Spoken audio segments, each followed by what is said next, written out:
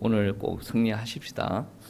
오전 찬양 소리를 듣다 보니 우려가 되는 부분들도 조금 있는데 밤에 있을 찬양 집회가 참으로 기대가 됩니다. 우리 성도님들 이 집회 기간 동안 우리가 얼마나 하나님을 사랑하는지 드러내시길 축복합니다. 목이 터져라 찬양도 한번 불러보고 로봇처럼 경기대에서 찬양 부르는 거 말고 찬양 소리가 흘러나오면 그 소리에 맞춰서 한번 몸도 한번 둥실둥실 춤도 한번 춰보시고 정말로 내가 이 정도로 하나님을 사랑한다 라는 것을 표현하시기 바랍니다. 다윗이 그랬지 않습니까?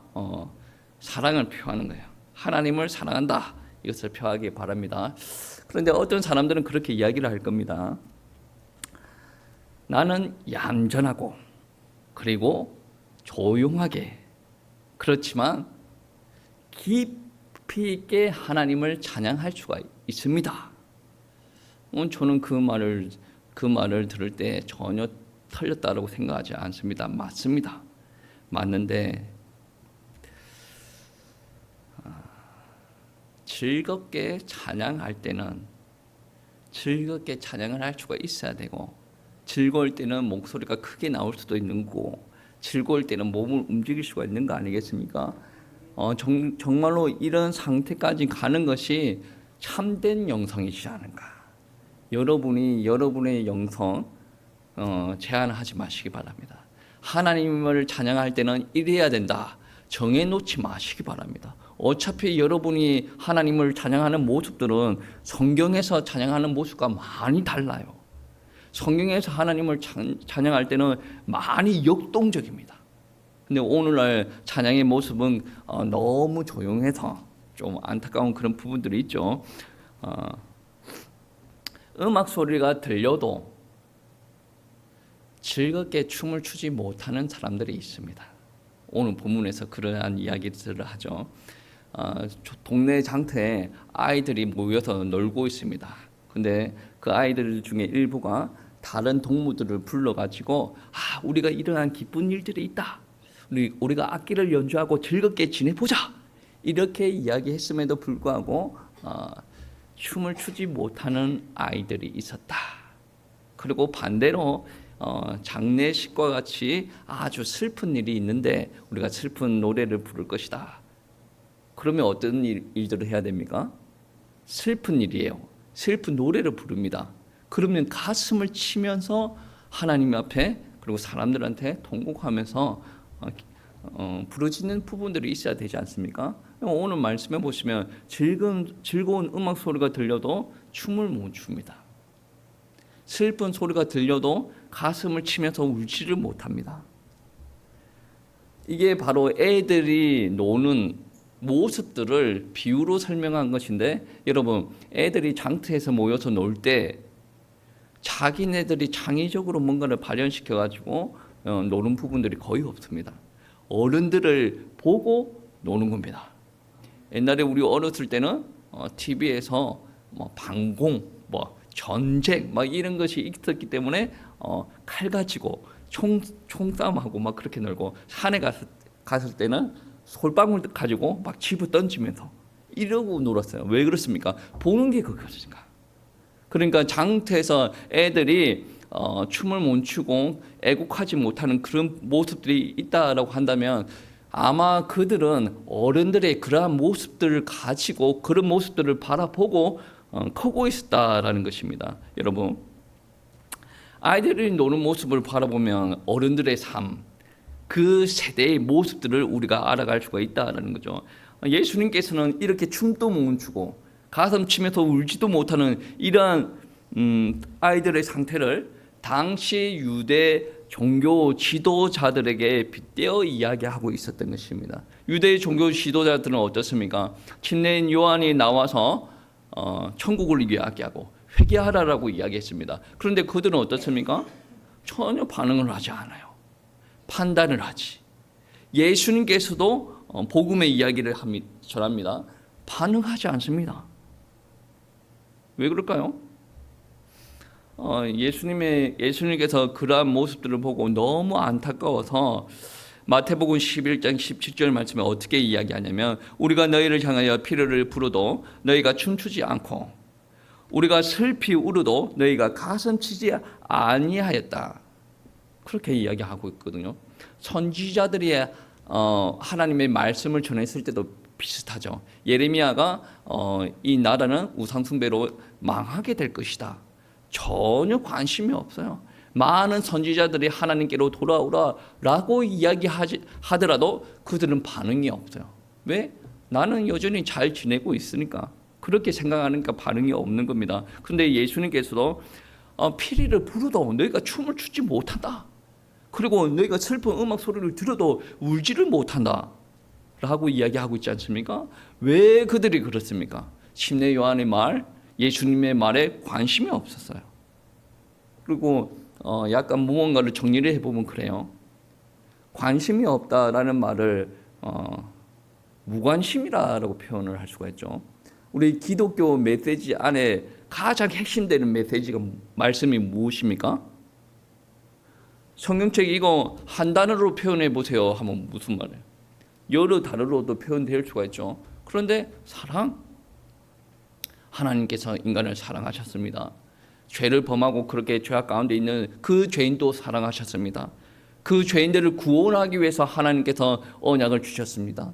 그 언약을 하나님께서 성취시키기 위해서 열심으로 우리를 사랑하셨고, 그리고 그 언약의 성취가 예수 그리스도의 성육신으로, 그리고 예수 그리스도의 십자가에 달리심으로, 부활하심으로, 성천하심으로, 믿는 자들과 함께 하심으로 사랑이 드러나고 있어요. 그리고 우리 가운데 성령이 임하죠. 그리고 주님께서는 우리와 함께 계시고 우리를 이끌어가고 계십니다. 이게 바로 사랑의 메시지예요.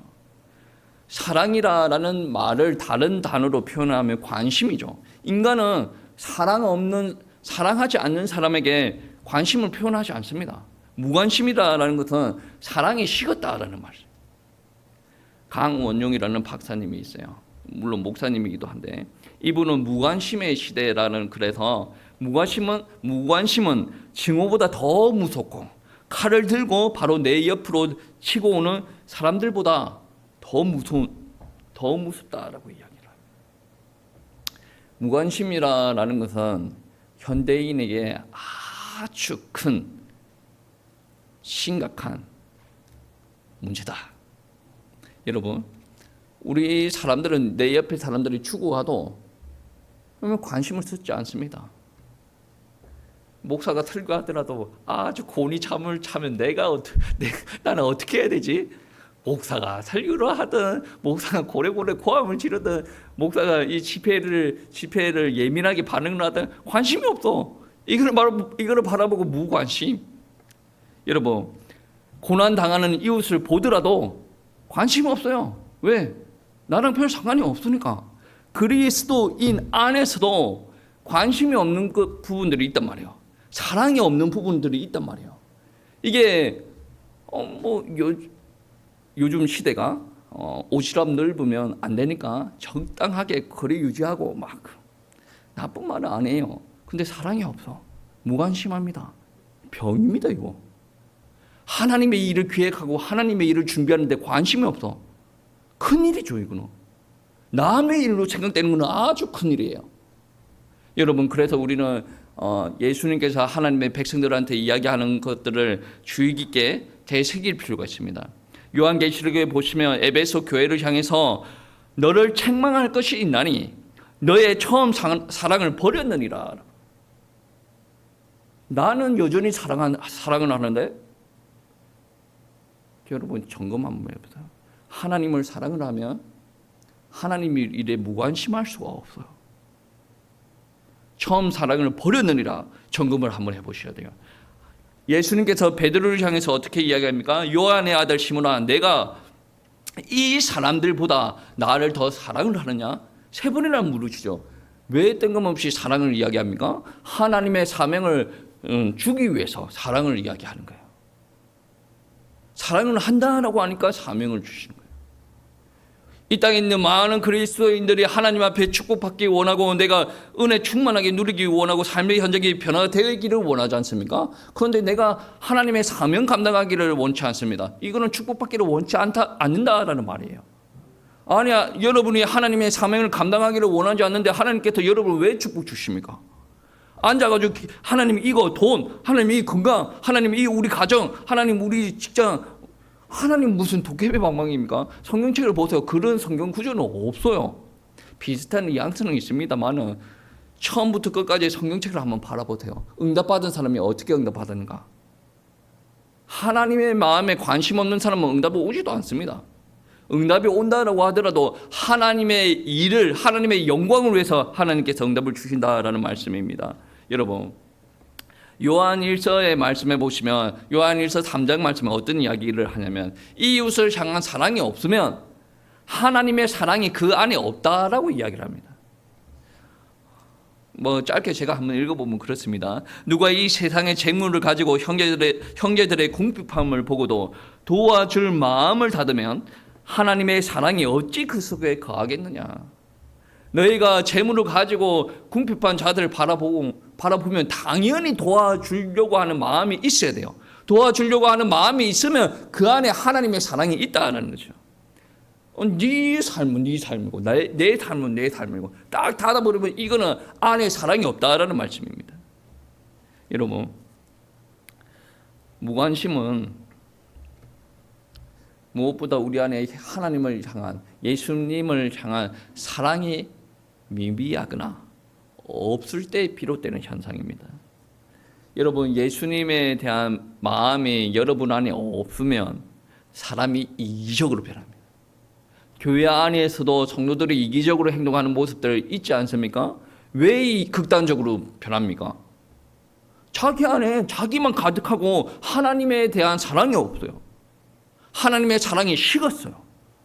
하나님에 대한 생각이 없습니다. 자기 생각, 자기 감정을 똘똘 뭉쳐져 있습니다. 그러니까 무관심한 거예요.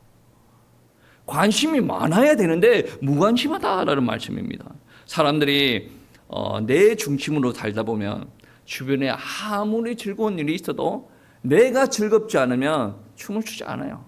주변에 아무리 슬픈 일이 있어도 내가 슬프지 않으면 가슴을 치지 않는다라는 말씀입니다. 여러분, 이번 집회로 계기로 여러분 즐거운 음악 소리에 춤출 수 있는 성도 되시길 축복합니다.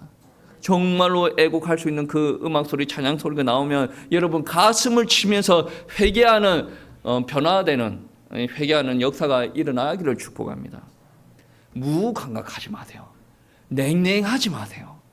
저는 그 좀 냉랭하는 기분이 들 때가 있습니다. 왜 그러냐면 설교자로서 이렇게 이야기를 할 때 사람들이 관심이 없어. 관심이 없어도 계속 치고 나가야 되는 게 목회자의 모습이죠. 근데 때에 따라서는 어떤 부분들이 있냐면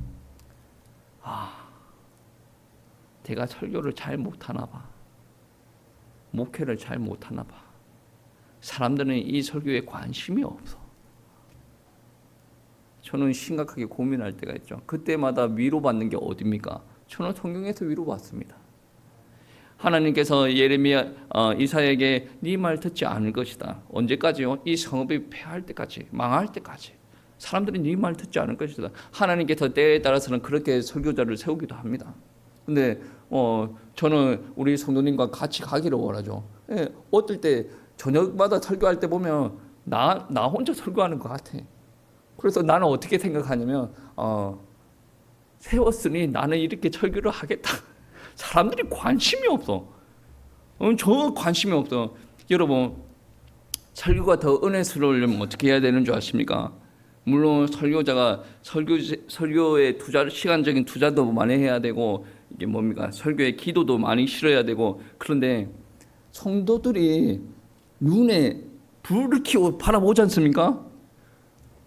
설교자는 5시간, 물론 저 같은 경우는 매일 설교를 하다 보니까 5시간이 준비가 안 될 때도 있어요. 만약에 근데 5시간 준비를 했다라고 한다면 더 준비하게 돼 있어요. 물론 설교자는 하나님을 최고로 의식하지만 사람들이 그렇게 하면 그렇단 말이에요. 근데 사람들이 관심이 없어. 힘이 빠지죠. 사람만 힘 빠지겠습니까? 하나님도 힘 빠지는. 즐겁게 찬양하라고 찬양을 줬더니 이들이 관심이 없어. 힘이 빠진다는 거죠. 찬양이 안 돼요. 그래서 제가 앞부분에 이야기한 부분들이 있잖아요. 나는 조용하지만 고요하게 하나님의 찬양을 할 수 있다. 나쁘지 않습니다. 그런데 그것이 무관심에서 오는 감정이 요동하지 않는다라는 것을 이야기를 한다면 심각한 문제죠. 익숙해져 있다는가. 손 한번 들면 끝이고 박수 한번 치면 끝이고 자리에서 한번 일어나는 것이고, 그런데 나는 마음이 움직이지 않는단 말이에요. 그게 하나님을 믿는 사람들의 모습입니까? 그 안에 하나님을 사랑하는 마음이 있었다라고 하더라도 식었다는 거예요. 그러니까 몸이 안 움직이는 거예요. 입술이 안 움직이는 거고 눈이 안 움직이는 거란 말이에요. 정말 사랑하는 마음이 있습니까? 움직여야죠. 안 움직이면 죽은 믿음이에요. 야고보가 그랬죠. 행함이 없는 것은 믿음이 아니다 그랬죠. 그리고 춤을 멈추는 세대들을 보면 무감각을 넘어서 무관심을 넘어서 무감각하다는 거예요. 무감각한 게 어떻습니까? 피리를 불어도 이게 즐거운 노래인가? 즐거워해야 되나? 슬픈 노래를 불러도 나한테는 감정이 없어요. 무감각한 사람들이 있다는 거죠. 여러분, 죄를 짓고 애통할 줄 아는 사람이 진짜 그리스도인입니다. 얼마 전에 해운대에서 회개 말씀이 전해졌던 것 같아요. 그 말씀을 들어도 너희는 회개하라. 나는 여기서 내 나름대로 신앙생활을 하란다. 감각이 죽은 거예요. 무감각한 거단 말이에요. 회개하라 이야기를 했을 때 하나님의 거룩함과 하나님의 영광을 바라보고 벌벌벌 떠는 사람이 정말로 예민한 사람들입니다. 정말로 내가 사람을 죽이고 칼로 나쁜 짓을 했다라고 해서 내가 벌벌벌 떠는 것이 아니라 감각이 살아있어야 되는 거 아니겠습니까? 이사야도 그랬습니다. 왕이 죽고 나서 하나님 앞에 나와서 제사 드렸는데 떨지 않았어요. 두려워하지 않았어요. 근데 천상에서 예배 드리는 모습을 보고 두렵고 떨렸단 말이에요. 하나님의 영광과 하나님의 거룩하심을 보고 그랬단 말이에요. 그런데 우리가 아무리 찬양을 하더라도 두려움이 없어. 떨림이 없어. 왜? 나는 하나님의 거룩함이 안 보이거든. 사람만 보이거든. 이게 잘못된 거예요. 감각이 완전히 사라졌다는 거예요. 내가 하나님의 사랑을 잃어버렸음에도 불구하고 양심의 가책이 없어요. 내가 죄를 범했음에도 불구하고 내 마음에 떨림이 없단 말이에요. 다윗은 어땠습니까? 하나님 앞에 버림받을까 봐 떨었단 말이에요. 버리지 마시옵소서라고 기도했단 말이에요. 여러분, 우리가 몸을 움직이고 살아간다고 해서 다 산 사람이 아니에요. 신경세포가 죽으면 감각을 잃어버리는 것과 같이 우리가 실상 살았으나 죽은 사람처럼 살아갈 수도 있단 말이에요. 예수님께서 그라사 지방으로 갔습니다. 그 그라사 지방에 누가 있었습니까? 더러운 귀신 들린 자가 있었지 않습니까? 이 귀신 들린 자는 자기가 거의 헐벗고 다녀도 부끄러움을 몰랐어요. 자기 몸을 자해를 하더라도 고통을 모릅니다. 무감각한 시대를 두고 이야기를 해요. 이 땅에 사는 그리스도인들이 잘못을 범하고 다니는데도 감각이 없어요.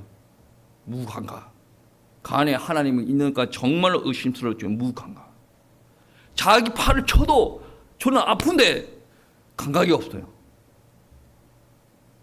왜? 하나님의 은혜가 그 사람에게 충만하게 임하지 않기 때문에. 근데 그 무감각한 게 언제 회복됩니까? 예수님을 만났을 때 감각이 회복돼요. 신령도 회복되고 육신도 회복되고 사회적인 감각도 회복이 되어졌다는 거죠. 여러분, 감각에 예민한 사람 되시길 축복합니다. 베드로가 예민했지 않습니까? 베드로가 예수님을 부인을 합니다. 근데 닭이 울어요. 그때 베드로는 어떻게 했습니까? 울면서 대성통곡을 합니다. 왜 그렇습니까? 가룟 유다처럼 뻔뻔하지는 않거든. 가룟 유다보다 잘못을 적게 했지 않습니까? 파란 것보다 부인한 게 제가 볼 때는 조금인 것 같은데, 조금 했음에도 불구하고 고개를 못 듭니다. 예수님이 찾아와도 고개를 못 들고 닭이 올 때도 대성통곡을 하는 거예요. 왜 그래요? 굳이 그럴 필요가 없어요. 그는 주님을 알거든. 만났어요. 주님과 3년 동안 동고동락을 했습니다. 친구를 그렇게 부인하더라도 가슴이 아플 텐데 주님을 그렇게 부인했어요. 무감각하지 않단 말이에요. 하나님의 능력이 임하지 않았을 뿐이지 능력이 무감각하지 않다라는 말입니다. 여러분 죄에 대해서 예민하시고 감각이 살아나셔야 된다라는 말씀입니다. 요엘 선지자는 어떻게 이야기했냐면 여호와의 말씀에 너희는 이제라도 금식하고 울며 애통하고 마음을 다하여 내게로 돌아오라 하셨으니 너희는 옷을 찢지 말고 마음을 찢고 너희 하나님 여호와께로 돌아올지어다. 그는 은혜로우시며 자비로우시며 노하기를 더디하시며 인애가 크시다. 뜻을 돌이켜 재앙을 내리지 아니하시나이니. 여러분 하나님의 말씀 대할 때 여러분 감각이 살아나셔야 돼요. 감각이 살아나지 않고 저 말씀은 하나님의 말씀인데 나는 모르겠거리 하고 감각을 내려놓으면 여러분 졸리겠죠. 감각을 내려놓으면 어떻게 합니까? 이 말씀 가지고 현장에서 기도해야 되는데 감각을 내려놓는 사람이 현장에 가서 말씀 가지고 기도하겠습니까? 하나님 지켜주시옵소서. 하나님 은혜 내려주시옵소서. 하나님 이거 회복시켜주시옵소서. 그 정도의 기도겠죠. 말씀 듣는 시간에 감각을 가지고 있어야, 잡고 있어야, 그거를 신령 가운데 심어야 현장에서 그 말씀 가지고 감각을 살려서 기도를 할 거 아니겠습니까? 무관심하는 것을 넘어서 무감각하면 큰일 납니다. 왜 이런 이야기를 합니까? 저와 여러분이 회개해야 될 이유가 무엇입니까? 하나님과 바른 관계 회복을 위해서입니다. 과거의 실패를 반복하지 않기 위해서입니다. 여러분 지금 몇십 년 사셨죠? 실패가 반복되지 않는 사람들도 있을 것이고, 왜? 인생 수가 얼마 되지 않아서. 근데 인생이 계속 진행될 때까지 실수가 계속 반복됩니다. 실수가 계속 반복되면 어떻게 됩니까? 이 실수의 원인을 파악을 해야죠. 고치고 회개를 하셔야죠. 그거 되지 않지 않습니까? 죽을 때까지 그러고 살아가죠. 왜 우리가 이거를 극복해야 됩니까? 하나님의 심판을 받지 않기 위해서요. 영적으로 예민하셔야 주님과 교제가 깊어진다라는 말씀이에요. 그래야 오늘 집회가 있을 것인데 정말 기쁜 마음으로 찬양하고 정말 슬픈 마음으로 하나님을 또 찬양할 수가 있다는 거죠. 예수님께서 이렇게 춤추지 못하는 세대들을 향해서 어떻게 이야기했냐면 패역한 세대라고 표현합니다. 17장 마태복음 17장 17절 말씀해 보시면 어떤 말씀이 있냐면 믿음이 없고 패역한 세대여 내가 얼마나 너희와 함께 있으며 얼마나 너희에게 참으리요. 마태복음 12장 39절 말씀에 어떻게 이야기하냐면 악하고 음란한 세대가 표적을 구하나 선지자 요나의 표적밖에 볼 표적이 없느니라. 음란한 세대, 패역한 세대라고 표현합니다. 왜 요나의 표적밖에 볼 표적이 없다라고 이야기합니까? 지금 예수님은 이 세대들에게 인정받고 싶은 마음이 없어요. 본인은 할 사역이 명확합니다. 이 사람들에게 엄청 하늘이 갈라지는 표적, 땅이 갈라지는 표적을 보여주면서 나를 믿어라 할 생각이 전혀 없어요. 요나의 표적, 물고기 뱃속에서 3일 동안 있는 그 표적, 그와 같이 본인도 무덤 안에서 3일 동안 머무는 그 표적 외에는 없다. 그 듣는 사람은 무슨 말인지 못 알아듣죠. 그런데 그 안에 어떤 의미까지 표현이 되어져 있습니까? 지금 자기 앞에 있는 사람들이 자기를 팔 것이다, 자기를 십자가에 못 박을 것이다 라는 것을 염두를 해두고 있지 않습니까? 그래서 음란한 세대, 패역한 세대라고 이야기합니다. 패역한 것이 어떤 의미냐면 패역한 것이 사람으로서 마땅히 해야 될 도리를 거슬러서 불순하게 행동하는 걸로 패역한 세대. 그러니까 하나님의 말씀 받은 사람들은 하나님의 뜻 안에서 살아가야 되죠. 저버리고 자기 마음대로 우상 숭배하고 하나님을 떠나는 그러한 모습들을 바라보고 우리는 패역한 세대, 우상 숭배하고 하나님을 숭배하지 않는 것을 보고 음란한 세대, 육신적으로 음란한 거 다 포함입니다. 음란한 세대라고 표현합니다. 사람들이 물질을 추구를 강력하게 하지 않습니까? 쉽게 말해서 여러분 돈을 너무나도 사랑을 하지 않습니까? 돈을 가지고 여러분 인생 즐기는 것을 많이 하다 보면 극단으로 가면 어디로 가는 줄 아십니까? 향락주의로 가는 거예요. 돈이 많고 내가 인생을 좀 즐기자 보자. 그 향락주의로 가는 거예요. 그 향락을 극치로 치닫게 하면 어떻게 되는 줄 아십니까? 음란으로 가요. 여러분 주변에 사람들 한번 쳐다봐요. 물론 돈 없는 사람들이 바람 피기도 하는데 돈 없을 때는 바람 안 피다가 돈만 들어가면 바람 피는 사람들 많아요. 돈이 있으니까 향락, 그 다음에 음란까지 가요. 여러분 음란으로 치닫으면 개인도 마찬가지고 사회도 하나님의 심판을 받습니다. 대한민국 얼마나 음란합니까? 이 대한민국 하나님의 심판이 기다리고 있어요. 그래서 지금은 대한민국 여러 곳곳에서 회개운동이 퍼지지 않겠습니까? 지금 한국 엄청나게 심각한 거예요. 여러분은 무감각하고 무관심하여서 그런데 관심이 없을 수도 있어요. 내가 있는 곳에서 하나님만 찬양하면 된다라고 생각할 수도 있습니다. 그런데 대한민국 상황이 엄청나게 심각합니다. 정말로 심각해요. 얼마나 심각하냐면 어느 장로교 교단에서는 전국에 신학교가 7개나 있는데 그 신학교 1개로 통합한다고. 여러분 신학교가 사라지면 교회는 사라지게 돼 있습니다.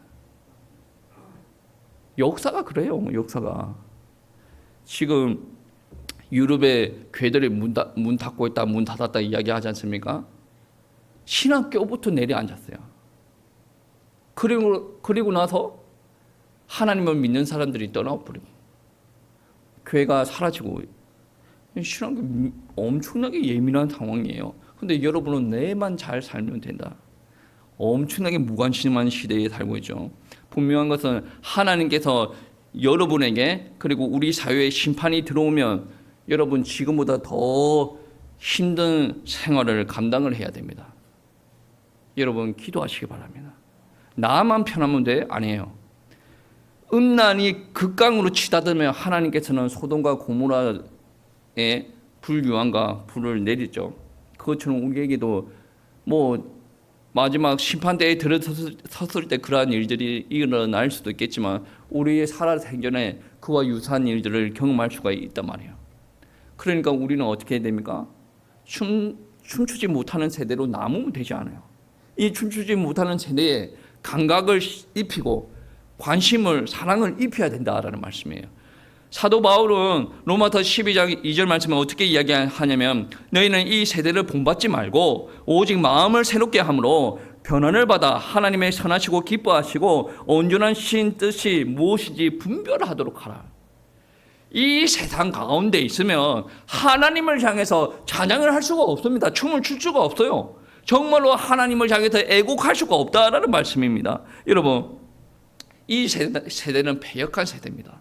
이 세대는 음란한 세대입니다. 여러분 불신과 패역은 어디서 오는 것이 아십니까? 세상에서 오는 거예요. 여러분은 빛과 소금의 역할을 감당을 해야 돼요. 세상이 아무리 패역하고 음란하더라도 우리가 가지고 있는 빛과 소금의 역할을 감당하고 그를 살려야 되는데 반대로 됐어요. 우리가 가지고 있는 게 너무나도 미미하고 그 미미한 거를 우리가 또 덮어요. 그러니까 세상이 우리를 우겨싼다라는 말씀이죠. 여러분 불신과 패역 같이 옵니다. 패역은 하나님을 떠나고 하나님을 믿지 않는 데서 오는 거거든. 그러면 하나님을 믿지 않는다는 것은 언제부터 있었습니까? 창세기 3장에 하나님의 말씀에 불순종하여서 하나님의 말씀을 범하였을 때부터 오는 거 아니겠습니까? 패역이라는 것은 진리를 거역하는 거예요. 마땅히 사람이 해야 될 도리를 거슬러 하는 행동들 아니겠습니까? 하나님께서는 이야기하셨어요. 근데 거스르는 겁니다. 패역이라는 것은 진리를 따르지 않는 것이고 교회 안에서도 질서를 따르지 않는 것이고 가정 안에서도 자식이 부모를 함부로 대하는 것이고 그리고 우리와 이웃들 관계에서도 관계가 허물어지는 것이 거슬러 가는 것이 바로 패역이라는 거죠. 나는 잘하는데 잘하겠죠. 근데 하나님의 말씀을 딱 대입을 해버리면 거기에서 벗어난 부분들이 많단 말이에요. 그러니까 패역한 세대라. 물론 오늘 성경 말씀에서 지적하는 유대 종교 지도자들보다 여러분은 더 잘 못 삽니다. 얼마나 그들은 율법에 철두철미하고 예배를 잘 드리겠습니까? 구제도 얼마나 열심히 합니까? 그들 보고 패역한 세대라고요. 근데 우리는 그것보다 못하는데 오늘 패역한 세대입니까? 여러분은 그들보다 덜 음란합니까? 절대로 그렇지 않다네. 여러분 마음 안에 하나님이 몇 프로 차지하고 있습니까? 이런 말조차도 웃긴 거예요. 몇 프로 차지하고 있습니까? 하나님이 나는 한 반 정도 차지하고 있습니다. 음란한 거 맞네. 70% 차지하고 있습니다. 음란한 거 맞네. 음란은 50% 음란이 있고 70% 음란이 있습니까? 하나님은 온전히 바라보기를 원합니다. 그럼 내 마음 안에 아무도 없어야 됩니까? 하나님이 1순위, 그 다음에 가족, 그러니까 가족이 하나님이 1순위면 가족은 어떻게 돼야 됩니까? 하나님의 뜻 안에서 움직여야 됩니다. 그게 패역하지 않은 세대란 말이에요. 내가 교제하는 사람이 있어요. 그리고 세상 친구들이 있어요. 그들과 같이 어울리는 모습들이 있지 않습니까? 그게 패역한 모습으로 둔갑할 수가 있단 말이에요. 교제를 다 끊어버리라라는 것을 이야기하는 것이 아닙니다. 하나님의 진리 위에서 내가 불신자들을 만나더라도 직장 생활을 하더라도 해야 되는 부분들이 있다라는 말씀입니다. 성도 여러분, 지혜 있는 사람들은 신내 요한의 외침을 듣고 회개를 했어요. 지혜 있고 은혜 있는 사람들은 예수님의 복음을 들으면서 하늘나라의 잔치에 참여하려고 했고 기뻐했다라는 말씀입니다. 믿음이 없고 패역한 세대, 음란한 세대, 이들은 옆에서 피리를 불러줘도 즐겁게 춤을 못 추는 겁니다. 슬피 울어도 가슴을 못 칩니다. 무감각하고 무관심한 패역한 세대의 특징이란 말이에요. 우리가 패역한 세대입니까? 우리 안에 하나님의 사랑이 깃들면 패역하다라고 볼 수가 없어요. 여러분이 의지의 문제지. 나는 이렇게 살아왔는데 지금 이 정도 살아갈래? 라고 한다면 여러분 빨리 돌이켜야 돼요. 하나님 잘못했습니다. 하나님 믿으면 이게 회개가 아니라 여러분이 이때까지 하던 행동들이 있다라고 한다면 하나님께서 원하지 않는 모습이라고 한다면 고쳐야죠. 내가 이때까지 살아왔는데 이게 뭐 어때서요? 고쳐야 되지 않습니까? 하나님을 떠났던 나의 모습들이 보입니까? 그러면 가슴 치면서 하나님 앞에 와서 회개하는 모습들이 있어야 됩니다. 정말로 나를 구원하신 하나님을 바라보면 내가 기쁩니까? 그러면 기쁘고 춤추고 하나님을 할렐루야 찬양하는 모습들이 있어야 된다라는 말씀입니다. 이게 바로 춤추는 세대. 여러분 춤추지 않는 세대가 되지 마시고 춤추는 세대가 되시 바랍니다. 그리고 이번 집회 기간 동안 이것들이 회복되었으면 좋겠습니다. 많이 오고 좋게 오게 문제가 아니지 않습니까? 우리가 지금 회복이 안 됐는데 우리가 먼저 회복되고 또 우리가 지역을 향해서 또 우리 세계를 향해서 영향력 있는 일들을 한 걸음씩 한 걸음씩 내디디시기를 축복합니다. 여러분 눈앞만 보지 마시고 하늘을 바라보고 하나님께서 우리를 향해서 어떤 것을 계획하고 있는지 마음이 뜨뜻해지지 않습니까? 이번 명절 기간 승리하시기를 축복합니다.